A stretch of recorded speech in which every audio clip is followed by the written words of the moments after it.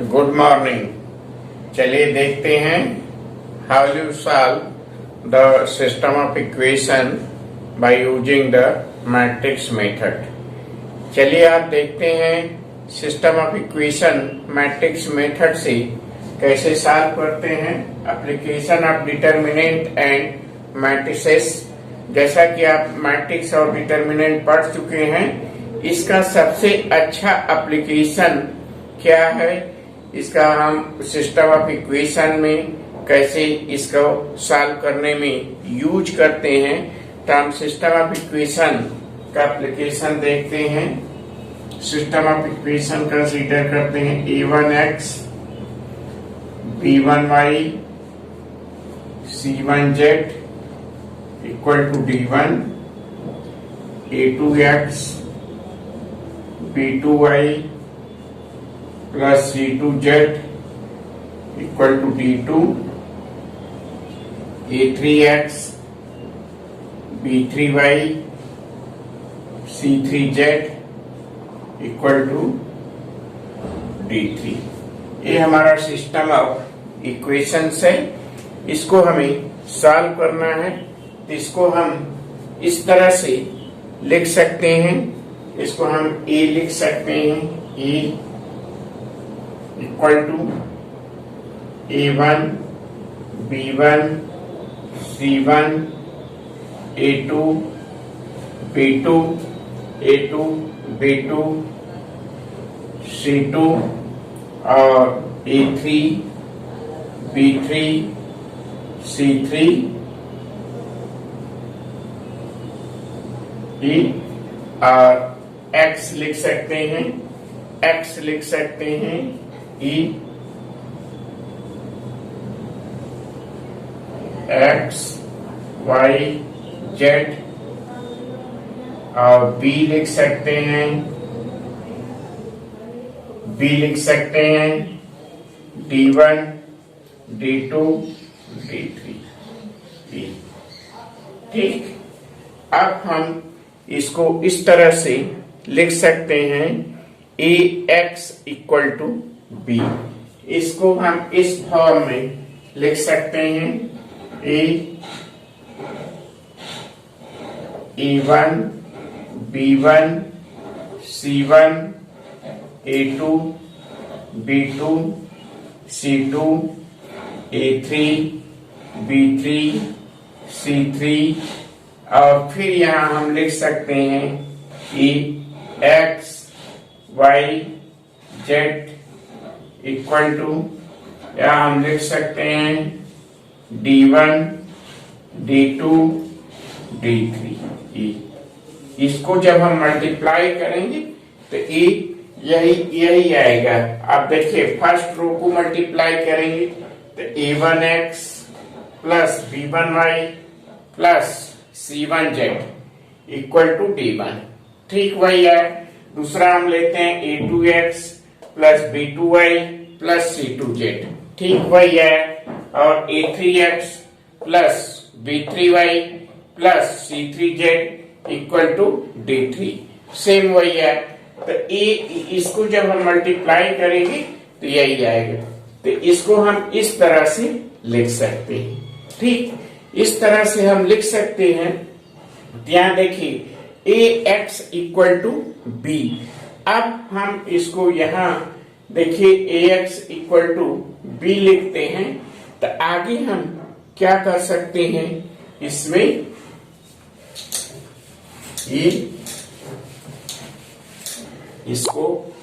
इसको हम नीचे लिख सकते हैं ax इक्वल टू b। तो e हमारा हो गया ax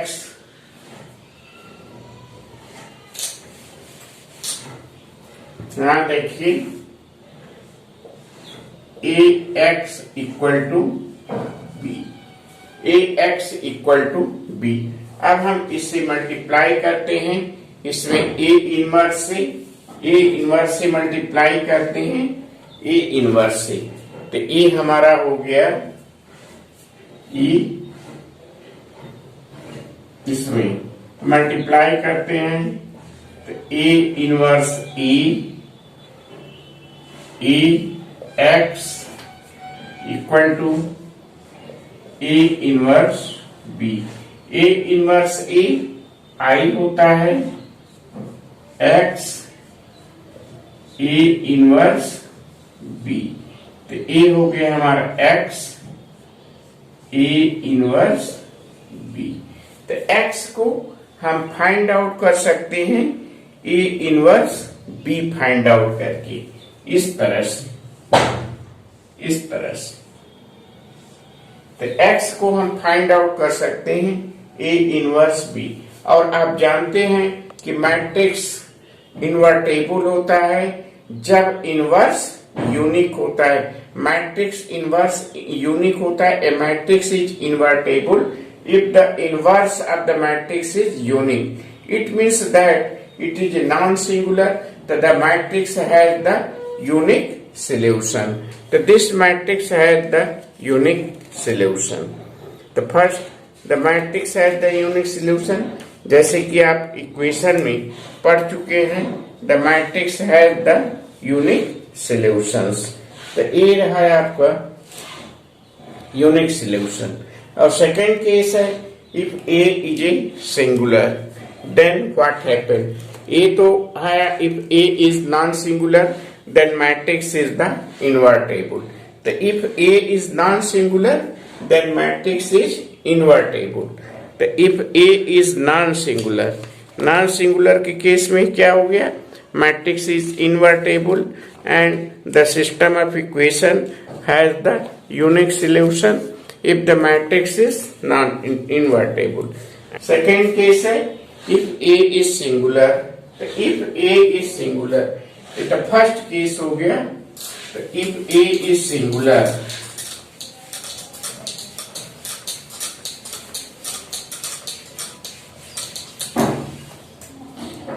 second हो गया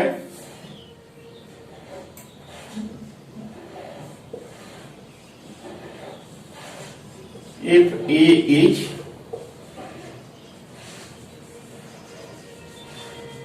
singular.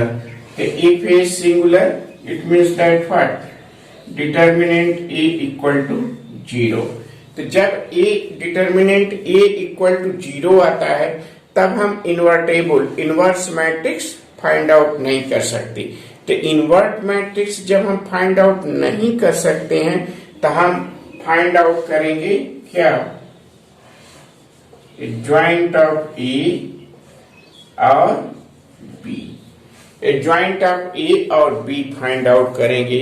तो if adjoint of A and B is not equal to 0, if adjoint of A is B is not equal to 0, अगर ए नॉट इक्वल टू 0 होता है, तो then solution does not exist.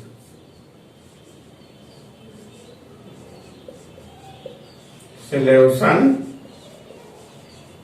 does not exist. Solution does not exist. और second case है इसी में, second case है if this will be equal to 0. ये हमारा केस ए हो गया। केस बी है, अगर एडजॉइंट ऑफ ए और बी का प्रोडक्ट इक्वल टू 0 होता है, तो it may be solution A, solution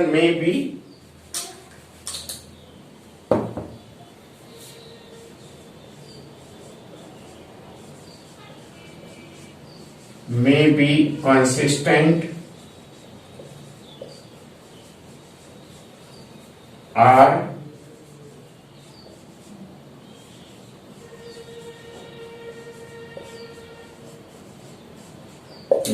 solution may be consistent or inconsistent. तो इस केस में क्या होगा, solution may be consistent or inconsistent. तो may be consistent or inconsistent means system has either infinite many solution or no solution. The system has infinite many solution or no solution. The system has infinite many solution और no solution. तो ये हो गया। इस तरह से हम system of equation solve करते हैं। एक एग्जांपल लेते हैं सॉल्व करने के लिए। सिस्टम ऑफ इक्वेशन को इस तरह से हम सॉल्व करते हैं।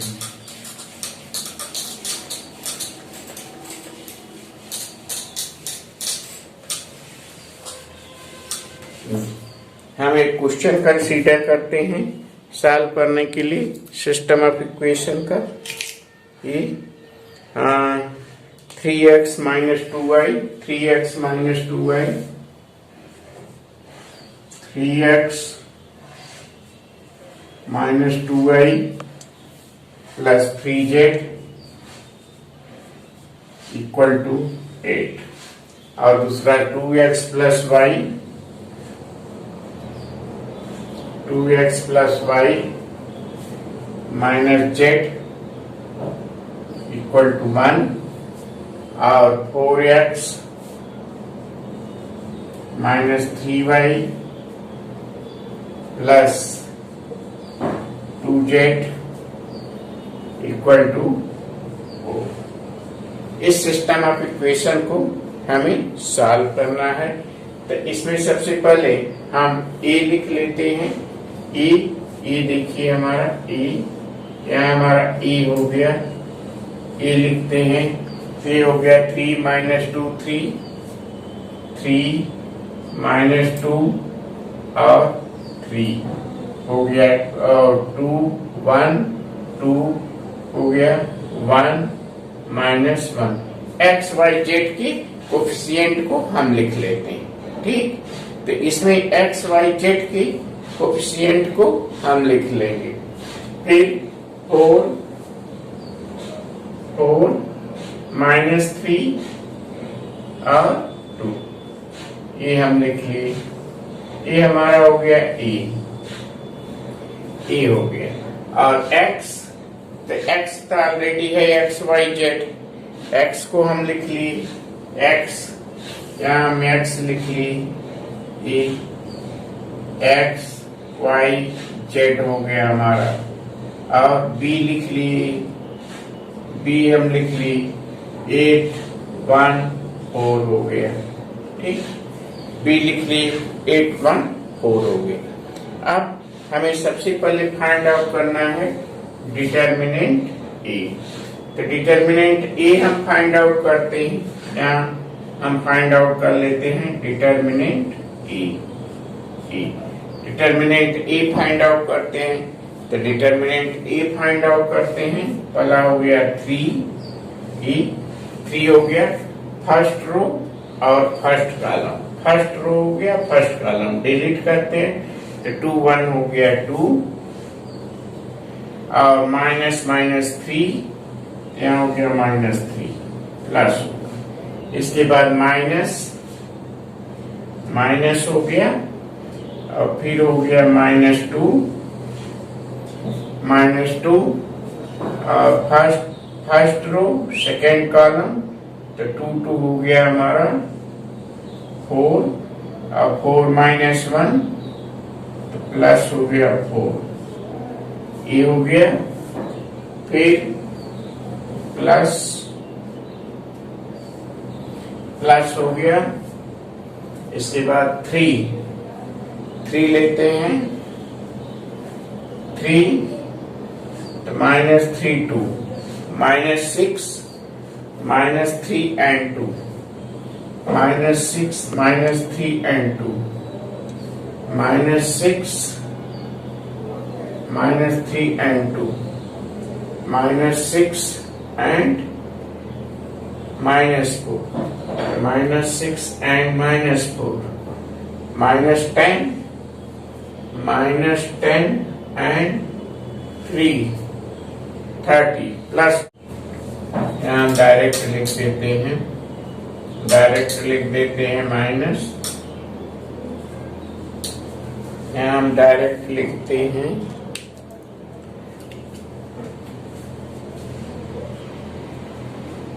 -30। अब हमारा ये हो जाएगा -3 और ए हो गया 8, 8 to 16 और माइनस 30।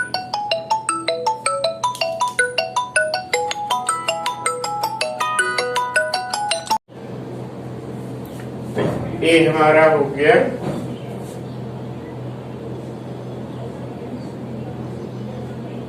-70 not equal to 0। तो ए आ गया हमारा डिटर्मिनेंट ए। तो डिटर्मिनेंट ए आ गया हमारा -70। अब हम फाइंड आउट करेंगे कोफैक्टर्स। तो अब हम कोफैक्टर्स फाइंड आउट करते हैं। कोफैक्टर्स इसका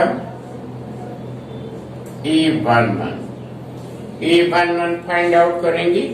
यहाँ देखिए हम फर्स्ट रो और फर्स्ट कॉलम को डिलीट करेंगे तो फाइंड आउट 1 1 प्लस होगा तो 2 1 2 और 3 -3 तो 2 -3 -1 तो ये हमारा हो जाएगा -1। यहाँ हम लिखते हैं -1।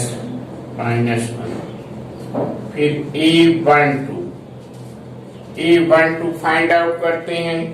तो A12 फाइंड आउट करते हैं तो यहाँ फर्स्ट रो और सेकेंड कॉलम डिलीट करते हैं तो 2 2 4 2 2 4 और माइनस तो +4 तो 4 + 4 4 + 4 8 होगा और माइनस होगा 8 है तो -8 हो गया।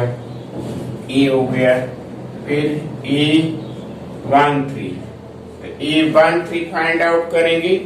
तो A13 फाइंड आउट करेंगे तो यहाँ A13 फाइंड आउट करेंगे तो ए फर्स्ट रो और थर्ड कॉलम डिलीट करेंगे तो -3 2 -6 एंड -4 तो -6 4 1 -4 तो -6 और -4 -10 ये इवन है तो यहाँ प्लस होगा -10 यहाँ -10 ही होगा -10। अब हम फाइंड आउट करेंगे A21 फाइंड आउट करेंगे। A21 फाइंड आउट करेंगे तो A21 second row first column तो 2 2 -2 और +6 तो -2 and 2 4 and 9 -3 and 3 -3 and 3 9 -9 + 9 और -4 5 और ए हो जाएगा -5 तो ए हमारा हो जाएगा -5 ऑड है माइनस होगा -5। अब यहाँ फाइंड आउट करेंगे A22 सेकेंड रो और सेकेंड कॉलम डिलीट करेंगे तो 2 3 6 और 12 6 - 12 6 होगा।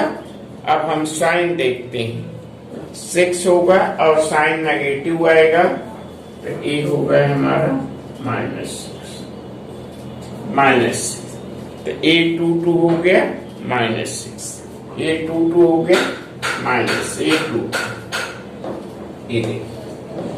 तो 2 3 2 6 and 12 6 - 12 -6। अब A23 फाइंड आउट करते हैं। A23 फाइंड आउट करते हैं।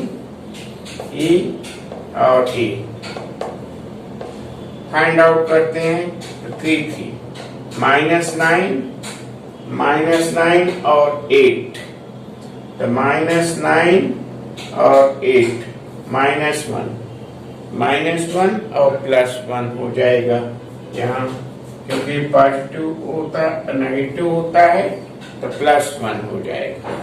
अब हम फाइंड आउट करते हैं A31। अब देखिए A31 फाइंड आउट करते हैं तो A31 हमारा हो जाएगा A first row third column remove करेंगे तो ये हो गया 2 -3 -1 और ये इवन है, यहाँ हमारा हो गया -1, A31 हो गया -1। अब A32 फाइंड आउट करते हैं। A32 फाइंड आउट करते हैं तो first row, second, third row और सेकंड कॉलम, थर्ड रो और सेकंड कॉलम रिमूव करेंगे। 3 -3 और -6, तो -3 और -6, तो -3 और -6 -9 होगा, और चूंकि ये ऑड है तो प्लस हो जाएगा, ये 9 हो गया। अब A33 फाइंड आउट करेंगे, A33 फाइंड आउट करेंगे तो ये देखिए हो जाएगा 3 और +4 7 हो जाएगा, ये हो गया हमारा 7।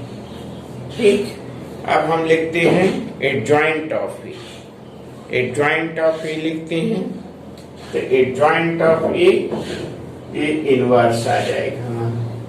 तो एडजॉइंट ऑफ ए हमारा हो गया adjoint of A, adjoint of A हम लिखते हैं तो एडजॉइंट ऑफ ए हो जाएगा ट्रांसपोज ऑफ दिस, हो गया -1 और -1 हो गया हमारा, -8 हो गया, -1 -8 -10। हम ट्रांसपोज करके लिख रहे हैं इसका। ट्रांसपोज में A11 A12 A13 ये रो है, कॉलम में हो जाएगा। अब -5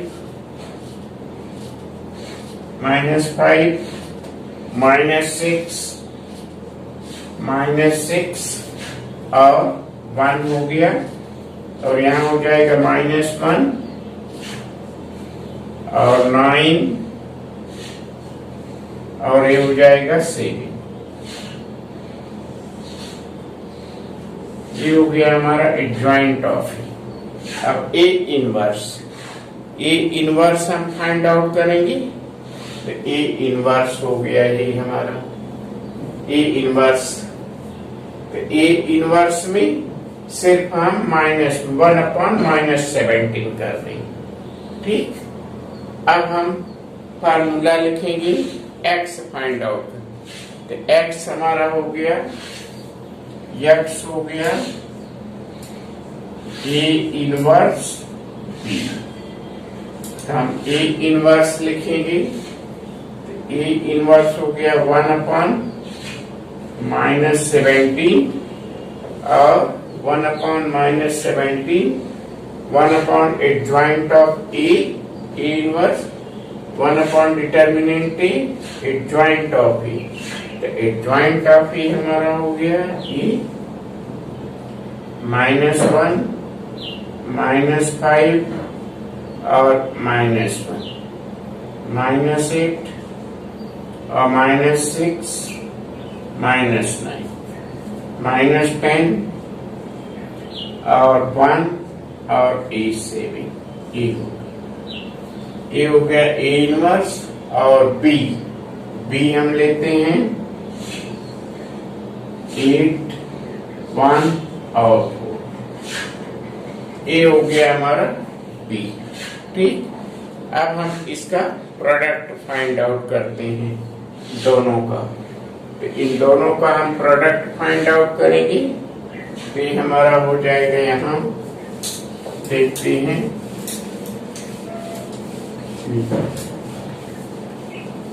ये हम प्रोडक्ट फाइंड आउट करते हैं तो हम फर्दर प्रोडक्ट फाइंड आउट करेंगे तो ये हमारा हो जाएगा x y z equal to x y z equal to ये हो जाएगा -1/17 और ये हम प्रोडक्ट फाइंड आउट -1 को 8 में फाइंड आउट करते हैं तो -8 हो जाएगा, -8 और फिर -5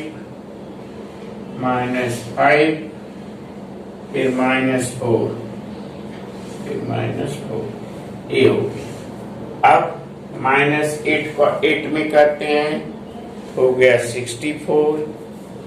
-8 को 8 में करते हैं 64, इसका इसमें की, फिर -8 को 8 में कहते हैं 64,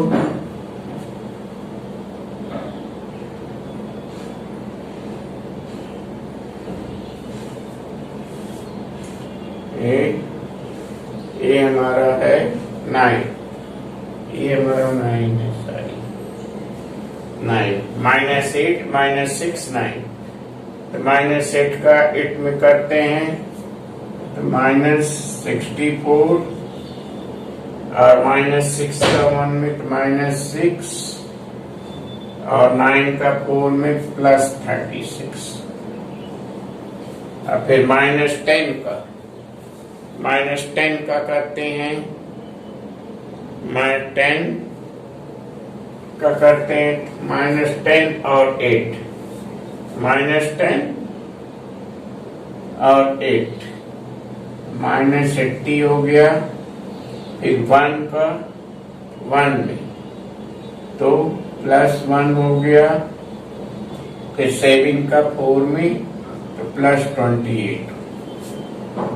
अब इसको ऐड कर, ये हो गया -1/70, और ये हमारा हो जाएगा 8 5 13 and 4 -17, और ये हो गया हमारा 60 and 4 70, -70 और 36, ये हो गया -34, और ये हो गया 29 और 80, तो 80 और 29 हो जाएगा 51,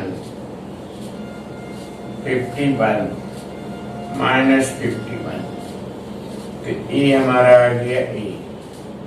इसको हम डिवाइड करेंगे 17 से, तो हो गया 1 2 3, ये हो गया।